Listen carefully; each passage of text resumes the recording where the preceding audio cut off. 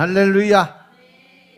어제에 이어서 요한복음 4장 21절부터 26절 말씀, 하나님의 말씀 보겠습니다.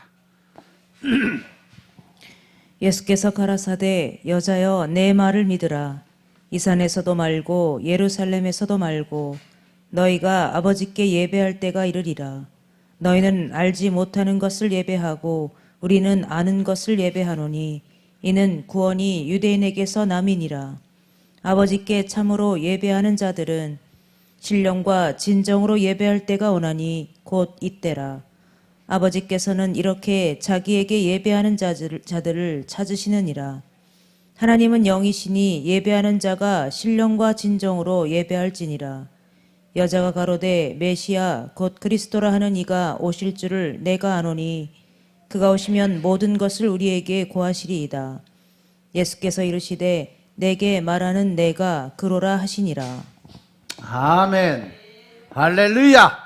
우리 하나님 참 좋으신 하나님이십니다. 이 시간 하나님의 은혜와 평강이 여러분들과 여러분의 가정과 직장과 사업장 그리고 여러분의 자녀들까지 하나님의 은혜가 흐르고 넘치도록 채워지길 주의 이름으로 축원합니다. 따라합니다. 나는 예수님 안에서 모든 사람들을 이해하고 용서하고 사랑하겠습니다. 자, 우리 선포의 기도 드립니다. 나사렛 예수의 이름으로 명하노니 내 안에 가난의 영, 채무의 영은 떠나갈지어다. 내 앞에 하나님의 축복을 가로막는 모든 악한 영들은 속히 떠나갈지어다.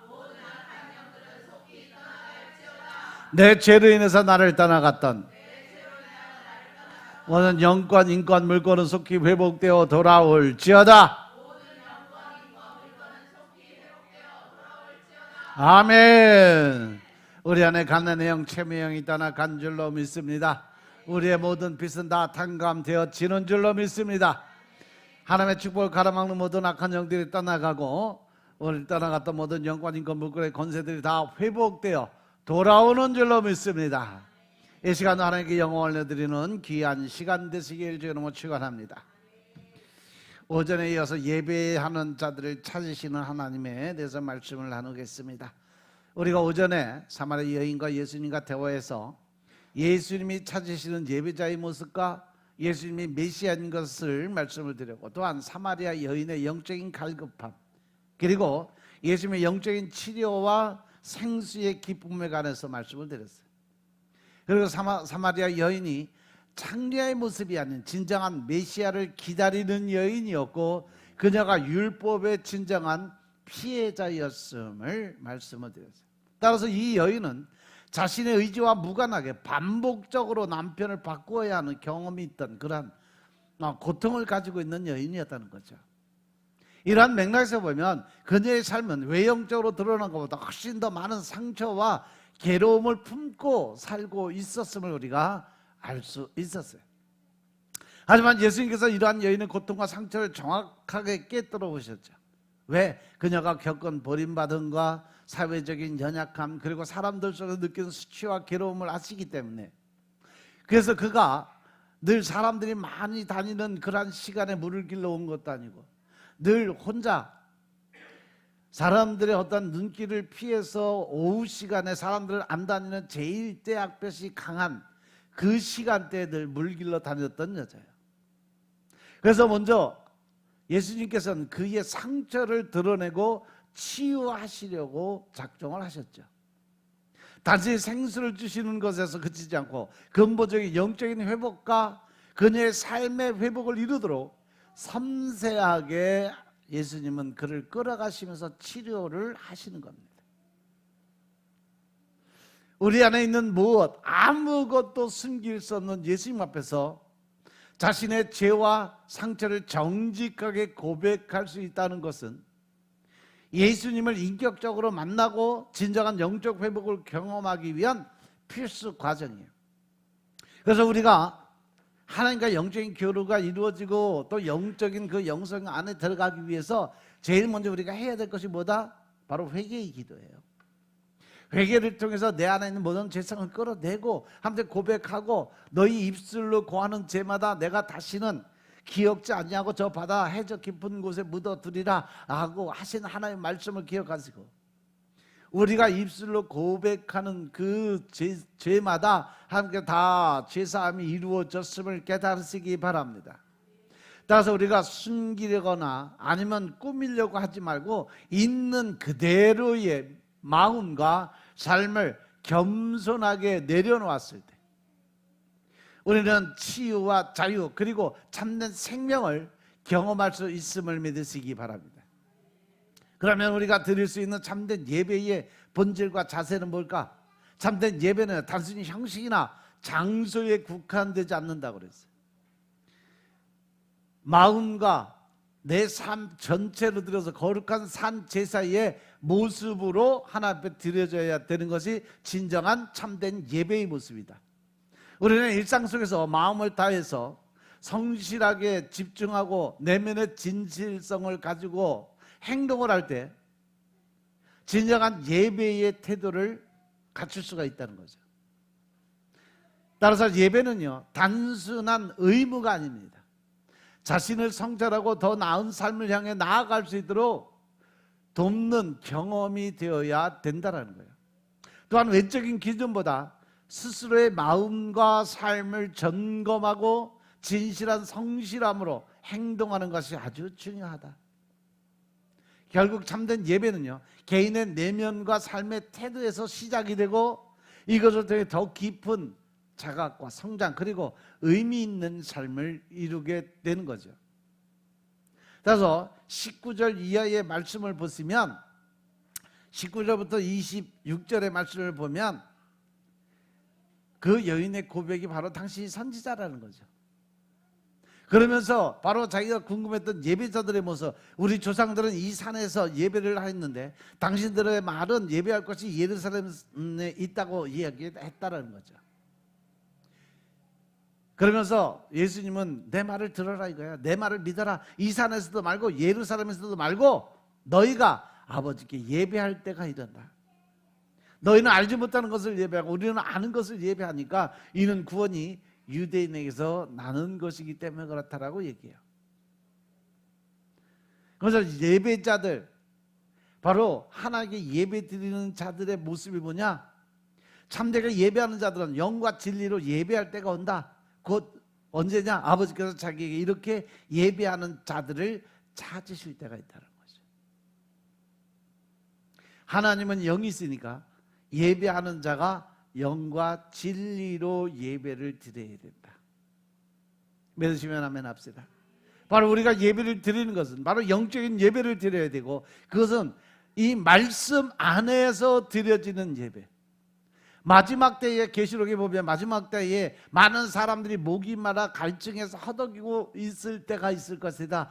거기서 바로 이 목이 마르는 것은 육적인 목이 마른 것이 아니라 영적인 갈급함이 있게 될 것이다. 마지막 때 강단에서 말씀이 사라지고 사랑과 온유와 겸손의 마음들이 사라지고 오직 세상의 육적인 삶이 공포가 되고 선포가 될 것이며 또한 지식으로 모든 말씀이 선포가 되기 때문에 그 안에는 뭐가 없다? 하나님의 영이 없다. 성령의 운행하심이 없다. 그럴 때 되면 바로 그 영적인 갈급함을 통해서 많은 사람들이 죽어가는 모습을 보게 될 거다. 그러면서 진짜 사마리아 이 수가성 여인의 본질이 25절에 나와요. 메시아 곧 그리스도라고 하는 이가 오실 줄 내가 안다. 이 말씀이 아주 중요한 팩트예요. 수가성 여인은요, 평생을 오직 메시아 즉 그리스도를 기다리는 마음으로 살고 있었다는 거죠. 그런데 그분이 지금 자기 앞에 나타났다는 거예요. 그래서 그분이 오시면 바로 모든 것을 우리에게 얘기해 주는데 그것이 뭐냐? 바로 영생의 삶, 생수의 강이 흘러 넘치는 말씀의 진리를 깨닫게 해줄 거라는 거죠. 그랬더니 예수님이 바로 내가 그리스도고 내가 메시아라는 이야기를 처음으로 세상에 선포한 말씀이 바로 4장 26절의 말씀이에요. 예수께서 이르시되 내가 말하는 내가 그다. 내가 메시아다. 내가 그리스도다 라고 처음으로 선포를 하게 됩니다. 이 사마리아 여인은 사마리아 유대 사람들 사이에서 첨예한 관심사였던 예배 장소에 관한 질문으로 대화의 화제를 돌리죠. 그것이 진정한 궁금증에서 비롯된 건지 아니면 남편 문제로 인한 불편함을 피하라는 것인지 알 수가 없어요. 근데 이 말씀의 내용상 요점을 보면 그는 신령과 진정으로 예배드리는 자, 즉 다시 말해서 하나님이 기뻐하는 자, 하나님이 찾으시는 자가 누구인지 이미 알고 있었다는 거죠. 그러면서 사마리아 여인은 예배 장소에 대한 질문을 제기해요. 사마리아 여인은 처음에는 예수님을 단순한 유대인 남자로 여겼지만 점차 예수님을 알고 깨닫고 대화를 하면서 보니까 이분이 바로 내가 기다리던 그 메시아구나. 그래서 당신이 바로 선지자라고 이야기라고 조금 더 이렇게 진전한 그 모습을 보여줘요. 당시 선지자는 하나님의 계시를 받아서 신동한 능력을 가진 사람으로 여겨졌어요. 그러나 여인이 이렇게 말했다고 해서 하나님 예수님의 정체를 완전히 이해한 것은 아니었어요. 낯선 유대 남자의 말을 그대로 받아들일 준비가 아직 되어 있지 않았다는 거죠. 그래서 그녀가 꺼낸 화제, 즉 예배의 문제는 유대인과 사마리아 사이에서 결코 쉽게 합의될 수 없는 민감한 문제였어요. 왜? 서로가 자기가 자기 주장이 옳다라고 주장을 절대 굽히지 않았어요. 그것이 뭐냐? 바로 예배 장소에 관한 문제. 유대인들은 예루살렘 성전에서 예배를 드려야 한다고 주장을 했고, 사마리아인들은 그림심산의 성전에서 예배를 드려야 된다라고 주장을 했어요. 양측 모두 신명기 12장 5절을 근거로 해서 자신들의 예배 장소가 하나님이 택하신 곳이라고 서로 주장을 하고 있었기 때문에 그래요.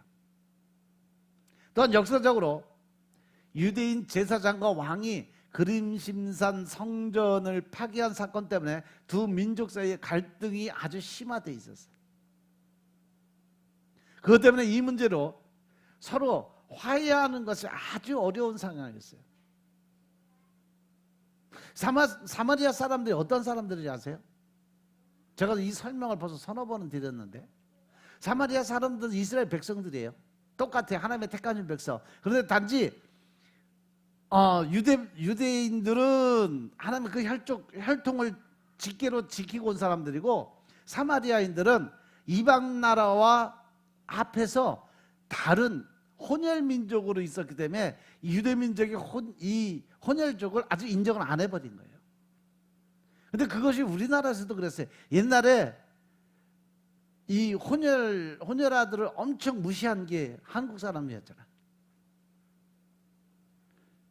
그게 그대로 따라온 거예요. 그래서 사마리아인들은 아예 그냥 인간 취급을 안 할 정도로, 왜? 이방인들과 혼혈한 혼혈족이기 때문에 내가 너희들 이 유대 민족들은요 그들을 인정을 안 했어. 그래서 같은 형제인 중에서도 서로 그냥 물고 뜯고 난리를 치는 거예요. 그래서 예수님께서 이 수가성 여인에게 새로운 시대의 예배에 대해서 말씀을 하세요. 예수님께서는요 사마리아 여인과 대화에서 예배의 본질을 새롭게 정리를 해주고 있어요. 첫째, 예배에서 장소는 더 이상 중요한 게 아니다라는 거죠. 예루살렘이나 그리심산과 같은 특정 장소는 바로 하나님께 드리는 예배의 의미일 뿐이고, 참된 예배는 어디서든지 가능하다라는 말씀이죠.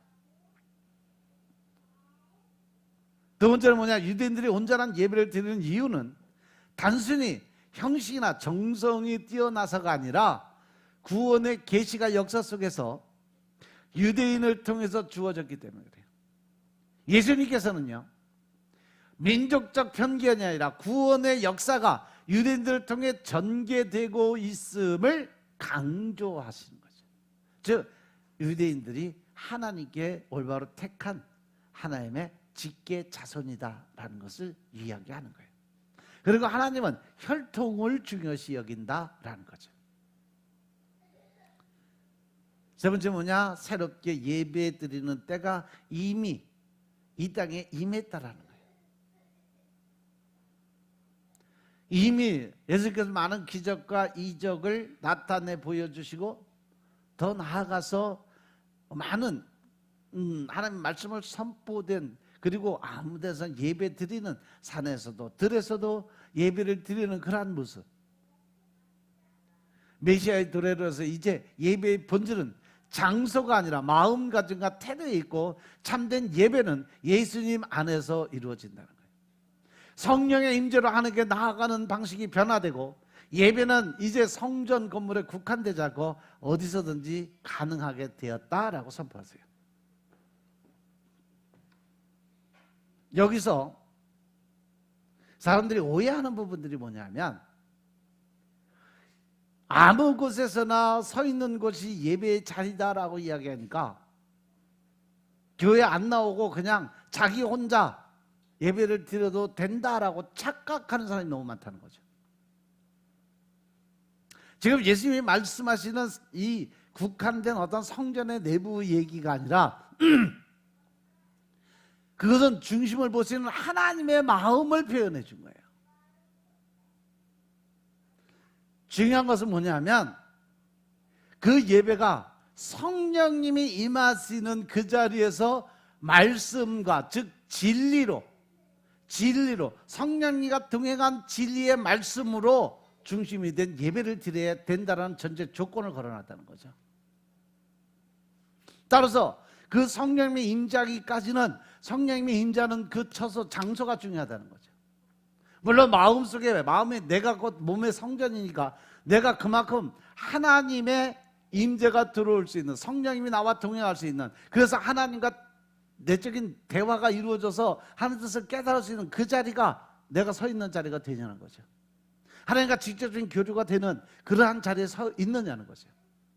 그게 아니라면 그 말씀을 대언하는 주의 종이 있는 그 자리에서 예배를 드려야 된다는 거죠.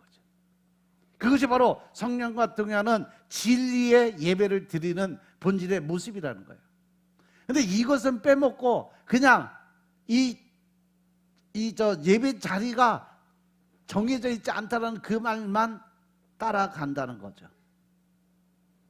그래서 하나님의 영이시니까 보이지 않는 영과 진실한 마음으로 드릴 수 있는 예배자가 되어야 된다는 전제 조건이 있다는 거 명심하시기 바랍니다. 그래서 이 거짓된 예배는 형식적으로 내가 예배 드린다는 자기 편의주의적인 그런 사고 방식 안에 그 드리는 예배는 하나님 허락지 않으신다는 거예요.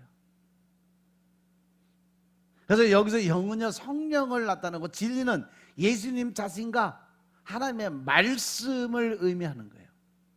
즉 성령과 예수님 안에서 드려진 예배가 참된 예배다라는 전제 조건이 걸려 있음을 깨달으시기 바랍니다. 괜히 자기식으로 해석하고 자기 편의적으로 생각을 하고 결정을 해서 내가 아무 데나 있어도 예배 자리에 서 있으니까 나는 예배 드리는 사람이야 라고 착각하지 말라는 거예요. 그건 하나님의 뜻과 하나님의 방법에 전면적으로 대치되는 상황인 것임을 깨달으시기 바랍니다. 이래서 우리가 예배가 특정 장소나 형식에 국한되지 않고 성령 하나님이 함께하는 그리스도인의 공동체가 바로 참된 성전이 된다는 것, 이것은 바로 하나님께서 우리에게 요구하시는 서로 협력해서 선을 이룰 수 있는 그러한 처소, 그것이 바로 예배자의 자리라는 거 명심하시기 바랍니다. 메시아 시대의 예배혁명은 이제 건물, 성전에 의존하지 않고 영과 진리 안에서 항상 하나님은요, 예배의 자리에 진리의 영이고 말씀을 통해서 하나님의 일하심을 나타내보는 그 처소에 서 있어야 된다는 전제 조건이 항상 걸린다는 거 명심하시기 바랍니다. 그래서 하나님께 나아가는 참된 예배로 전환될 수 있는 것은 영과 진리 안에서 드려지는 예배, 이것이 진정한 삶의 예배입니다. 하나님의 자녀가 드리는 예배는 반드시 성령과 진리 안에서 이루어져야 되고, 그곳에서만 참된 예배의 경험과 교제가 가능하다는 말씀을 선포하고 계신다는 거예요. 이렇게 사마리아 여인은 예수님의 말씀에 깊이 설득이 되고 더 이상 예수님의 말씀에 의의를 제기할 점을 찾지를 못했어요. 다만 그녀는 그러한 예배는 메시아가 오면 가능하게 될 것이라고 선포를 합니다. 그래서 사마리아인으로서 여인을 회복시키는 자, 곧 유대인들이 말하는 메시아라는 표현을 여기서 사용하게 됩니다. 처음으로 대화 속에 메시아라는 단어, 그리스도가 나타나기 시작을 한 거죠. 그것은 그녀가 메시아가 오면 모든 것이 명확히 설명될 것이라고 이야기를 하는데, 사마리아 사람들에게 메시아는요 일종의 선지자이자 선생 같은 존재로 표현이 됐어요.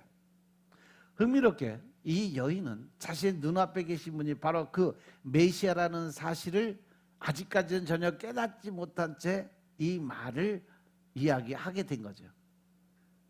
사실 예수님께서 이 대화 이후에 여인에게 바로 내가 그다, 내가 메시아다 라고 직접적으로 알려주셨어요.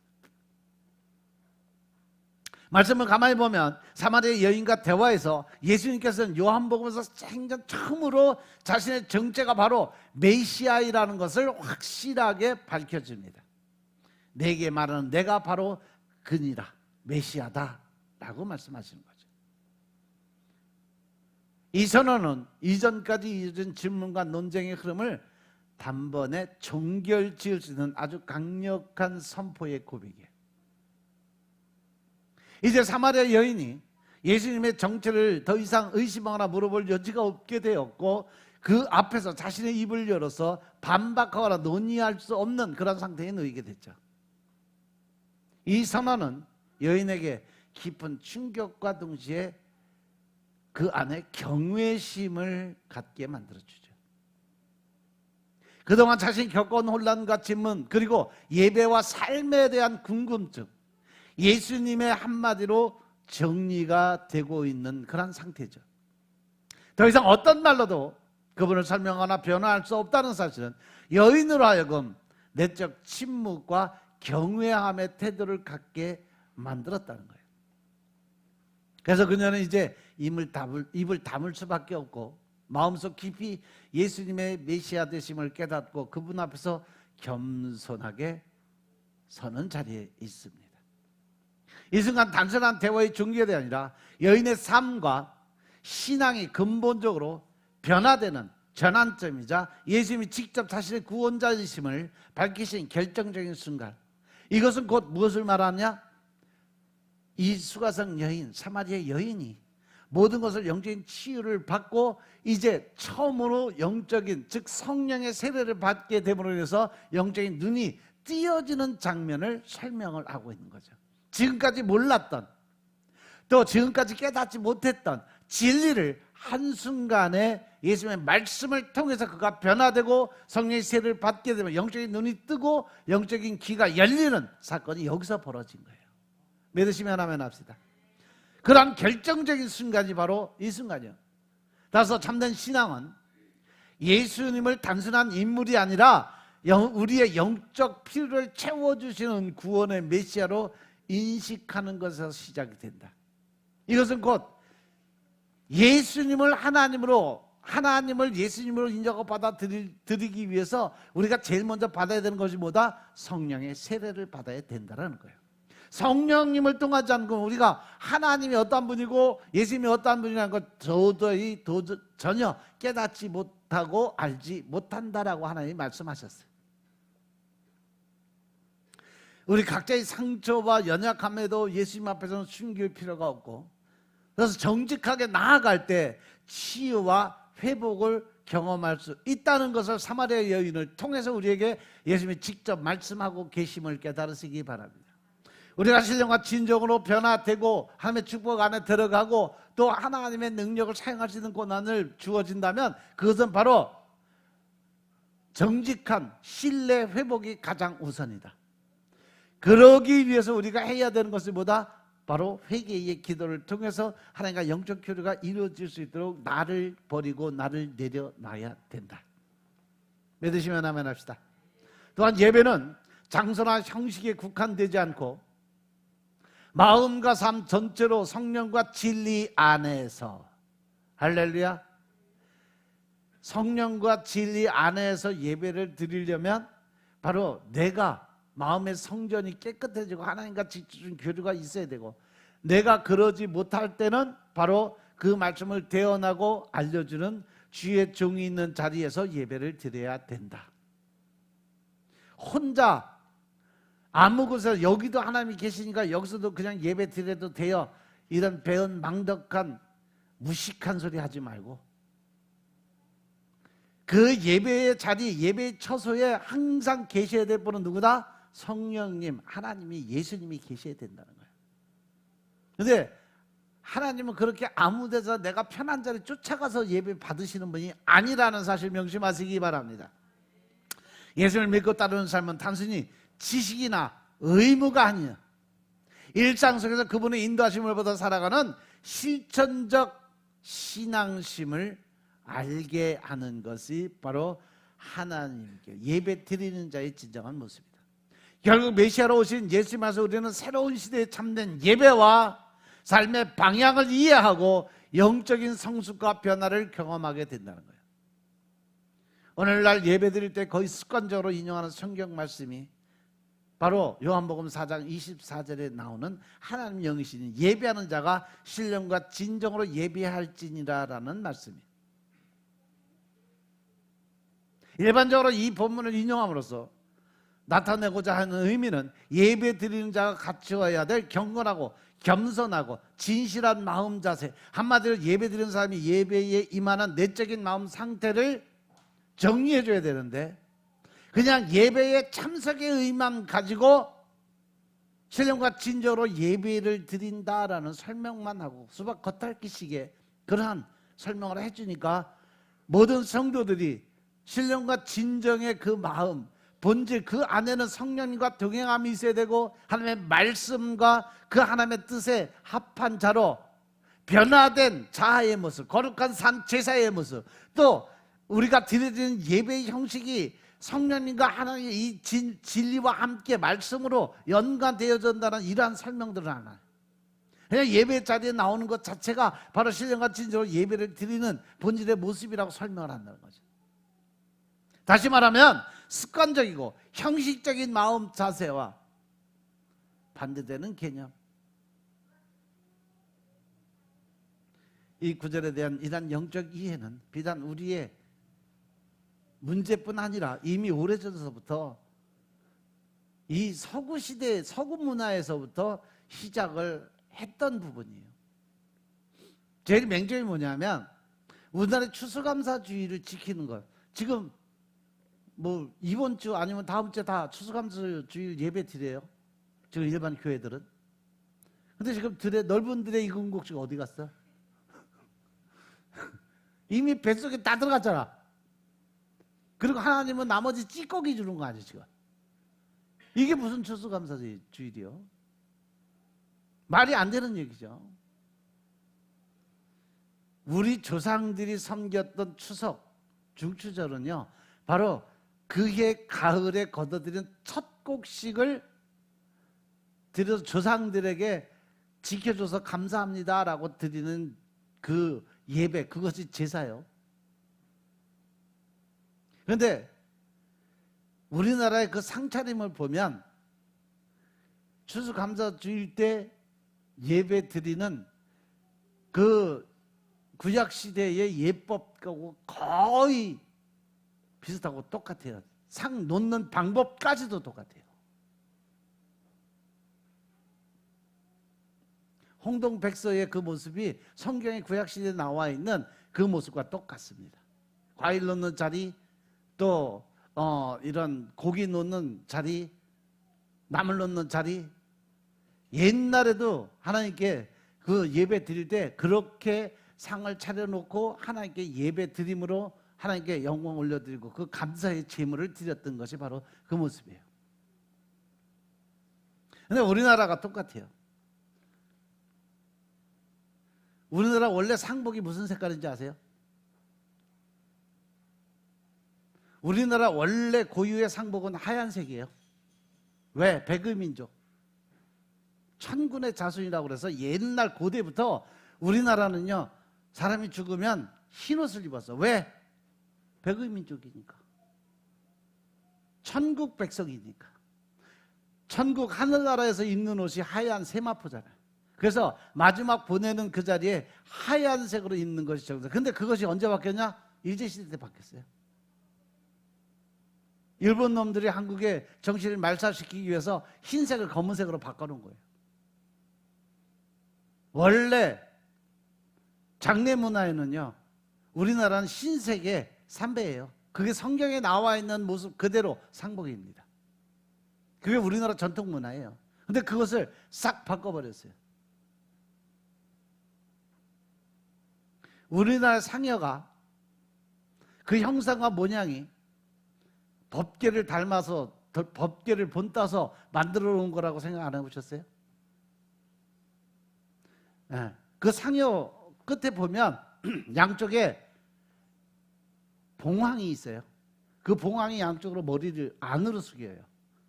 법궤의 그 속죄소 뚜껑이 어떻게 되죠? 양쪽에 천사가 머리를 맞대고 이 하나님께 경배드리는 모습, 똑같이 봉황의 모습도 그렇게 돼 있어요. 그것도 상여 위에, 법궤 위에 뚜껑 그 위로. 옛날부터 우리가 이 상여의 문화가 바로 법궤 문화예요. 그 안에는 하나님의 나라로 보내주는 가장 귀한, 그리고 그 법궤를 운반할 때 제일 앞에 찬양단이 서요. 그리고 그 찬양단 앞에 지파에 그 족장이 서요. 그리고 그 뒤에 법궤가 들어가고 그 뒤에 행렬이 쫓아와요.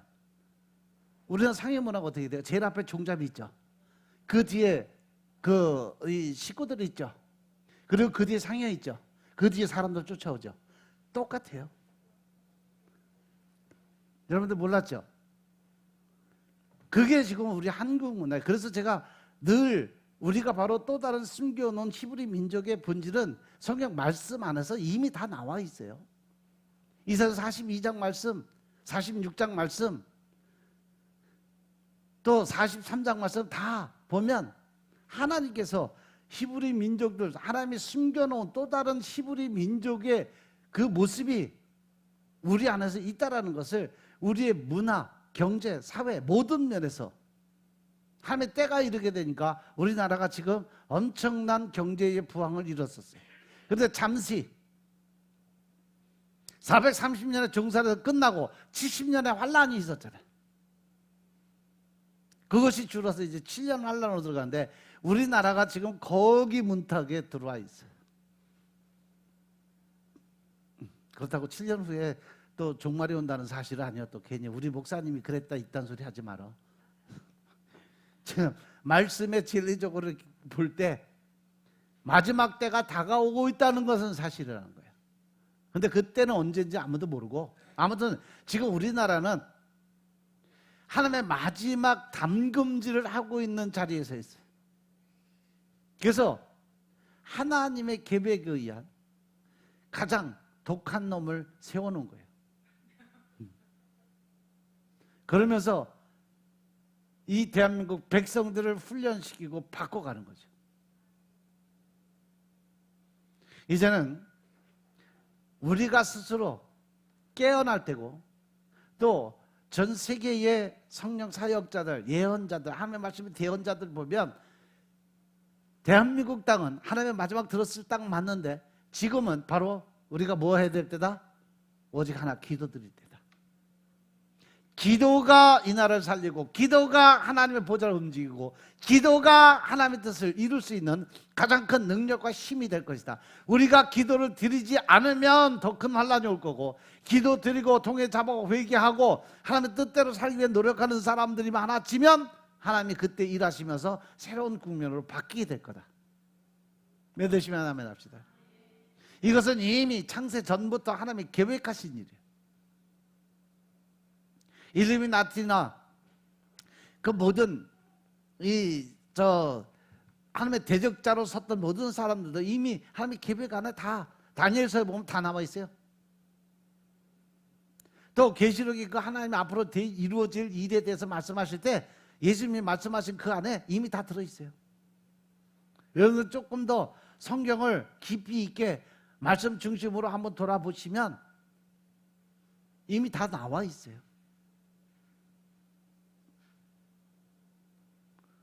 환군 저 단군의 그 환웅과 단군의 그 옛날 이야기 환단곡이라는 책들이 있어요.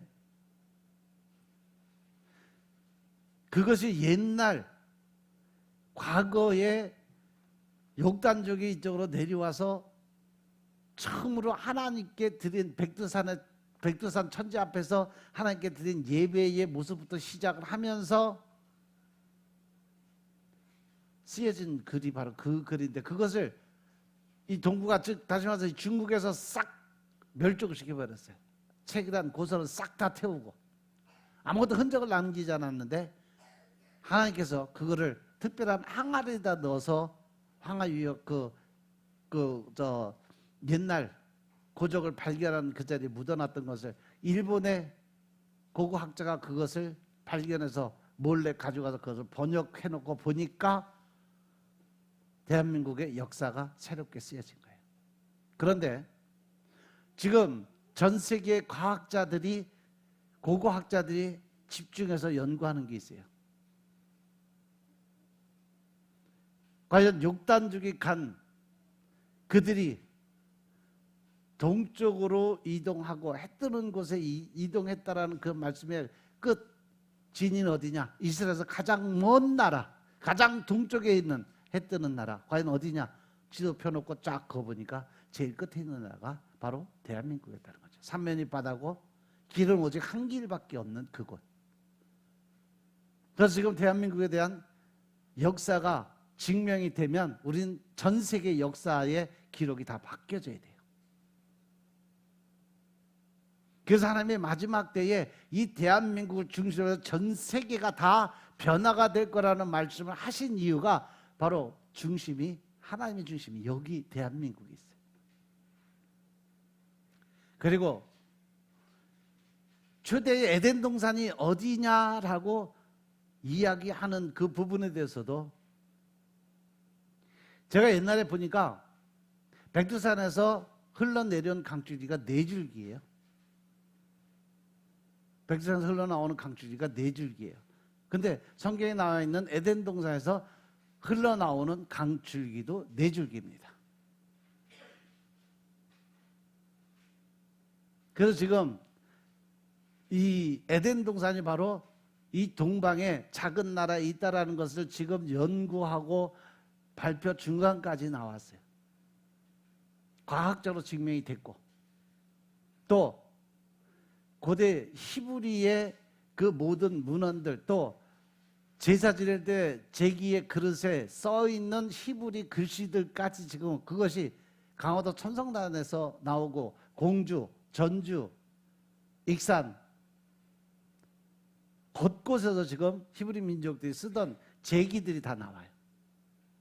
근데 그것이 한국에서 나오고 있다는 거죠. 과연 그 그릇들이 어떻게 한국에 들어왔을까? 그것은 바로 그 욕단 민족들이 민족을 통해서 몇백 년 동안 이동을 했고, 그 와서 정착해서 살았던, 그리고 그 강화도의 첨성단 그 불 붙이는 데 있죠. 거기 제단의 구조가 성경의 구약 시대에 나왔던 제단 구조와 똑같다는 거죠. 석굴암의 구조도 그렇고 첨성단의 구조도 그렇고 거의 옛날의 구약 시대에 차렸던 제사상과 같은 그런 의미를 가지고 있어요. 근데 이게 이야기가 왜 이쪽으로 왔지? 아무튼 여러분들 기본적으로 상식으로 좀 알아두었으면 좋겠다 싶어서 말씀드렸어요. 그러면 내적인 혹은 영적인 하나님을 섬기는 무엇일까? 과연 우리가 영적으로 하나님을 섬긴다는 것, 여러분들에게 말씀드린 거죠. 지금까지 대체 요한복음 4장 24절에 나타나는 표현을 인간의 내적인 마음, 또 혹은 인간의 마음의 영적인 상태와 관련을 시켜서 해석을 했는데, 예배 드리는 자가 갖춰야 될 경건한 마음 자세를 가리키는 것으로 보는 해석은 헬라적인 사고방식이에요. 그래서 주로 서양인들이 믿고 따랐던 그러한 방법이죠. 그럼 온전한 예배가 뭐냐? 제물을 바치는 제의적인 예배가 아니라 하나님이 원하시는 온전한 예배는요, 나보다 남을 낮게 여기는 거예요. 즉 다시 말해서 이웃에 대한 자비와 선행과 정의를 실천하는 진실한 마음이라는 거죠. 남을 힘들고 어려운 사람을 도와주고 또 고아와 과부를 도와주고 또 내가 좀 더 나았다 싶으면 나의 것을 나누고 베푸는 삶을 살아가는, 이것이 바로 하나님의 원하시는 삶이라는 거죠. 그것을 제일 잘하는 사람들이 누구냐? 대한민국 사람들이에요. 대한민국 사람들은 절대 욕심을 그렇게 많이 부리는 사람들이 아니에요. 때에 따라서는 마귀 종자들이 있어서 욕심을 부리는 사람, 물론 뭐 그거는 다 있게 마련이에요. 근데 본질적인 한국 사람의 성품을 보면요, 선한 사람들이에요. 협력해서 선을 이루는 사람이고. 근데 그 사람들이 개인적으로 놀 때는요, 악착같이 악바리가 돼버려요. 근데 둘 셋만 모이면 협력하는 것이 한국 민족의 특성이에요. 그래서 한민족들은요, 따로따로 뛰어놓으면 각기전투하면 못 살아. 자기 혼자만 자석해서 다 무너뜨려. 누구처럼. 근데 그들이 모여서 둘 셋이 모이면요, 서로 좋은 면을 찾기 위해 노력하는 삶을 살아간다는 거죠. 그래서 예배자는요, 이사야서 1장에 나와 있는 하나님이 싫어하는 모습, 이 모습에서 떠나서 온전한 신령과 진정으로 드릴 수 있는 예배자의 모습으로 돌아가야 된다는 사실 명심하시기 바랍니다. 이사야서 1장의 말씀은 나중에 제가 다시 한번 따로 설명을 드리고, 하나님이 진짜 싫어하는, 또 하나님이 원하시는 그런 삶을 통해서 우리가 변화되어야 되는 그 본질의 모습은 뭘까? 과연 하나님이 원하시는 진정 신령과 진정의 예배자는 과연 어떤 사람입니까? 이사야서 1장의 말씀을 통해서 우리가 깨닫는 부분이 있어요. 바로 이사야서 59장으로 넘어가야 돼요. 거기에 보면 보충 설명을 다 해놨어요. 바로 여호와 하나님이 팔이 구원치 못하심도 아니고 귀가 어두워 듣지 못하심도 아니고, 바로 2절,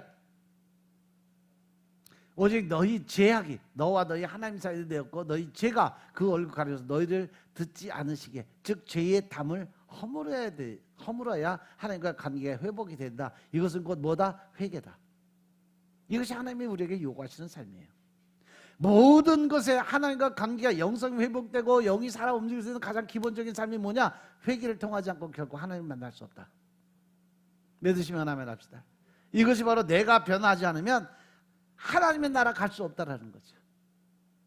그래서 여러분들 매일 주님 나를 변화시켜 주옵소서 기도드리는 여러분들의 삶이 되시길 주님으로 축원합니다. 아멘. 기도드리겠습니다. 아버지 하나님 감사드립니다. 오늘도 아버지 하나님 은혜 가운데 우리가 살아갈 수 있는 삶을 살게 하시니 감사합니다. 늘 신령과 진정의 마음 안에서 우리가 하나님 나라를 보게 하여 주옵소서. 오직 주의 영광을 위해서 살아갈 수 있도록 주님이 축복하시고, 믿음 안에서 하나님의 의를 드러날 수 있도록 주님이 역사하여 주시옵소서. 오직 예수, 오직 한 길의 믿음을 가지고 우리가 살아갈 수 있도록 주님이 인도하여 주옵소서. 이제는 아버지 하나님께 온전히 맡깁니다. 이번 한 주간도 말씀에 의지하여 하나님의 뜻과 의를 나타내고, 또 하나님의 원하시는 신령과 진정의 마음으로 예배 드리는 자리에 서게 주님이 축복하옵소서. 이 모든 말씀을 주 예수 그리스도의 이름으로 감사드리며 기도드렸사옵나이다. 아멘.